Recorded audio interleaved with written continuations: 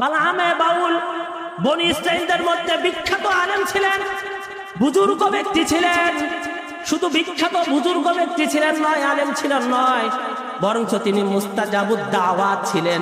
তিনি যদি কোনো আল্লাহ তাআলার কাছে কোনো হাত তুলে মোনাজাত করতেন, আল্লাহ তাআলার কাছে কোনো কিছু চাইতেন, মহান আল্লাহ রাব্বুল আলামিন তার দোয়াকে কবুল করে নিতেন। এমন একজন হেদায়েতপ্রাপ্ত ব্যক্তির কথা আল্লাহ রাব্বুল আলামিন সূরাতুল আরাফের 175 এবং 76 নম্বরের মধ্যে বর্ণনা করে দিয়ে বললেন, আমি তাকে হেদায়েত দিয়েছিলাম, কিন্তু সে হেদায়েত গ্রহণ করতে পারেনি, সে হেদায়েত ধরে রাখতে পারেনি।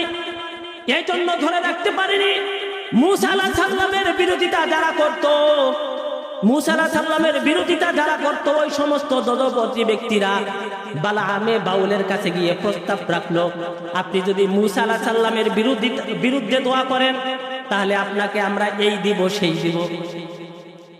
বালামে বাউল বলল না, আমি আল্লাহ রাব্বুল আলামিনের মুখলেস বান্দা, মুসা আলাইহিস সালামের বিরোধিতা করে আমি আল্লাহ তাআলার কাছে দোয়া করব, এটা মহান আল্লাহ রাব্বুল আলামিনের পারমিশন ছাড়া এটা আমার করা কিন্তু অসম্ভব। তিনি পাহাড়ে চলে গেলেন, যা আল্লাহ মুসা আলাইহিস সালামের বিরুদ্ধে কি আমি দোয়া করতে পারি কিনা। আল্লাহ রাব্বুল আলামিন বললেন, সাবধান সাবধান বালামে বাউল, সাবধান, মুসা আলাইহিস সালাম আমার প্রেরিত নবী, তার বিরুদ্ধে দোয়া করা তোমার সাজবে না, আমি তোমাকে সাবধান করে দিলাম। বালামে বাউল বাড়িতে চলে আসলেন, যখন তার ওই সমস্ত মুসা আলাইহিস সালামের বিরোধিতা যারা করে তাদেরকে সাফ সাফ বলে দিলেন যে না, আমি তোমাদের কথায় মুসা আলাইহিস সালামের বিরুদ্ধাচরণ করতে পারবো না। তখন তারা কি করলেন, বালামে বাউলের সুন্দরী স্ত্রী ছিল, তার কাছে গিয়ে প্রস্তাব দিলেন, তোমার স্বামী যদি আমাদের কথা অনুযায়ী মুসা আলাইহিস সালামের বিরোধিতা করে, বিরুদ্ধে দোয়া করে, তাহলে আমরা তোমাদেরকে উপঢৌকন দিব, হাদিয়া তোহফা দিব, মালা মাল করে আমি তোমাদেরকে লালে লাল বানিয়ে দিব।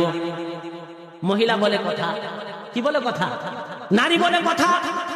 মুসা আলাইহিস সালামের বিরুদ্ধে দোয়া করার জন্য বালামে বাউলের স্ত্রী বালামে বাউলকে প্রতিদিন কান পরা দিতে লাগলেন, প্রতিদিন তাকে বলতে লাগলেন, হে আমার স্বামী, মুসা আলাইহিস সালামের বিরুদ্ধে একটু যদি আপনি পাহাড়ে উঠে দোয়া করেন আমাদের কি ক্ষতি, আমরা তো কি করতে পারি, অনেক টাকা, অনেক সম্পদ, অনেক মালামাল পাইতে পারি। বালামে বাউল তার স্ত্রীকে সাবধান করে দিলেন যে না, মহান আল্লাহ রাব্বুল আলামিন এটা থেকে আমাকে নিষেধ করেছেন।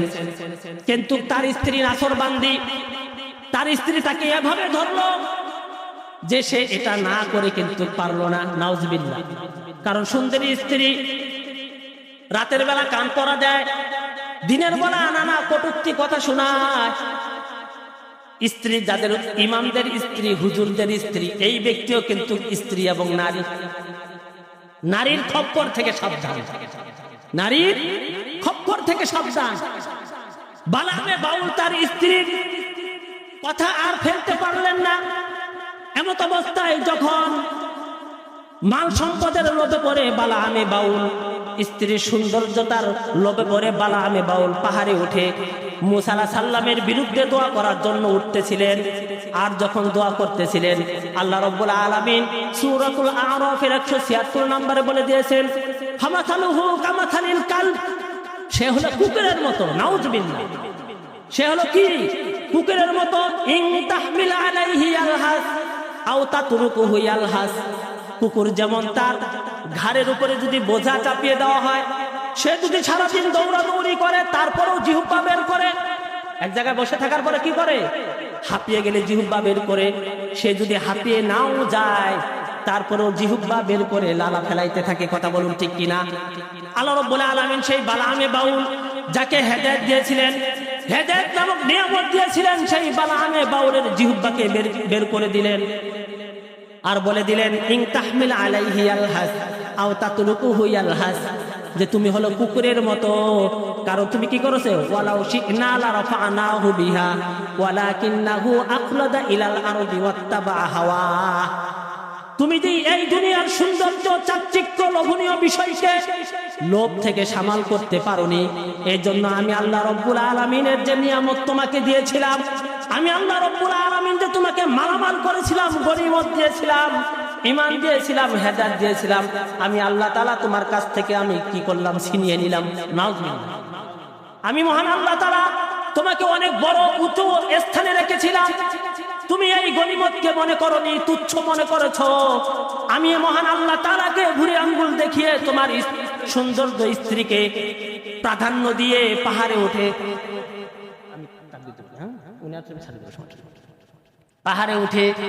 আমি মুসা আলাইহিস সালাম আমার প্রেরিত নবীর বিরুদ্ধে তুমি দোয়া করেছো।